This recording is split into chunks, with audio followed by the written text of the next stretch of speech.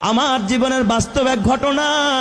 বগুড়ায় কয়েক মাস আগে আমার এক মাহফিল শেষে যখন ছাত্রদেরকে পাগড়ি প্রদান করতেছিলাম, হাফেজ ছেলেরা পাগড়ি নিতেছিল, নাম বলতেছে এক এক ছেলের মাথায় আমরা পাগড়ি পড়াচ্ছিলাম, আলেম ওলামারা সহ। হঠাৎ এক ছেলের নাম বলতেছে মুআজ রহমাতুল্লাহ আলাইহি, নাম বলছে কিন্তু দেখি কোনো ছাত্র সামনে নাই। কিরে মুআজ কই? কয় হুজুর মুআজ তো মারা গেছে।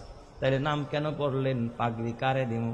কয় হুজুর পাগড়িটা হাতায়া দেন, মুআজের মা পর্দার আড়ালে বসে আছে, সেখান থেকে পাগড়ি গ্রহণ করুন। প্রত্যেকটা মানুষের দিল নরম হয়ে গেছে। পাগড়িটা হাতায়া একটা ব্যাগে দেওয়া হলো, ছোট্ট একটা বাচ্চা নিয়ে মুআজের মার কাছে পৌঁছায়া দিল।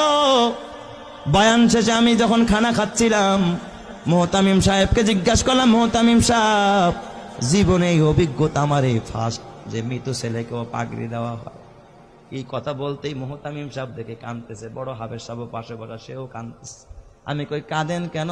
কয় ওস্তাদ, এই মুআজ হলো আমার মাদ্রাসার 1 নম্বরের ছাত্র, আমাদের সম্পদ ছিল। আমার ছেলের জন্য আমার এত মায়া লাগে না যতটা মায়া আমার এই মুআজের জন্য। আমি বললাম এত কি গুণ এই মুআজের? কয় ওস্তাদ, মুআজ 18 মাসে কোরআনের হাফেজ হয়, জীবনে পাগড়ি ছাড়া নামাজ পড়ে নাই, মুআজের বাবা নাই, মুআজের মা বড় অসহায়, এই মাদ্রাসা লিল্লা বোর্ডিং এ মুআজ রে এতিমখানায় ফ্রি খাওয়াই আমরা, চিকিৎসা পর্যন্ত আমরা করাই। আমি বললাম তাহলে মুআজ কেমনে মারা গেল? কয় হুজুর কিছুদিন আগে চিকুনগুনিয়া জ্বর হয়েছে, আমরা ওর মারে খবর দিলাম, বললাম মুআজের মা মুআজের বাসায় নিয়ে যান, চিকুনগুনিয়া জ্বর হয়েছে। মুআজ বাসায় যাইতে চায় না। কয় ওস্তাদ বাসায় গেলে জামাতের সাথে নামাজ পড়তে পারি না, ফজরের নামাজটাও জামাতে পড়া হয় না, আমারে বাসায় দিয়েন না, মরে যাই তো মাদ্রাসায় মরবো, বাসায় যাব না। হুজুর কসম আল্লাহ, আর এই মুআজ ওর পুরা মাদ্রাসায় আর একটা সুনাম। মুআজ বাসায় যায় না, মৃত্যুর আগের দিনও জোহরের নামাজটা মসজিদে গিয়া পড়েছে। আসর থেকে নিয়ে তার অবনতি, রাত্রিবেলায় এশারের নামাজের পরে আমরা পার্শ্ববর্তী ক্লিনিকে নিয়ে গেলাম। সেখানে বাবা অক্সিজেন লাগায় রাখছে।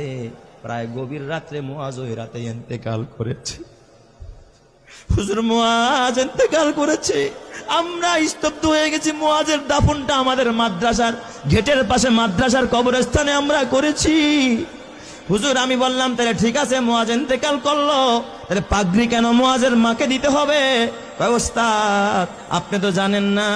এই কথা বললাম, মোহতামিম সাহেব একটা ডেস্কের বয়ের টান দিয়ে একটা চিঠি বের করছে। কয় দেখেন এই যে পত্র পাঠাইছে মুআজের মা। আমি চিঠিটা খুইলা দেখি মুআজের মা লিখছে সংক্ষেপে, ওস্তাদ হাফেজ সাহেব সব ছাত্রকে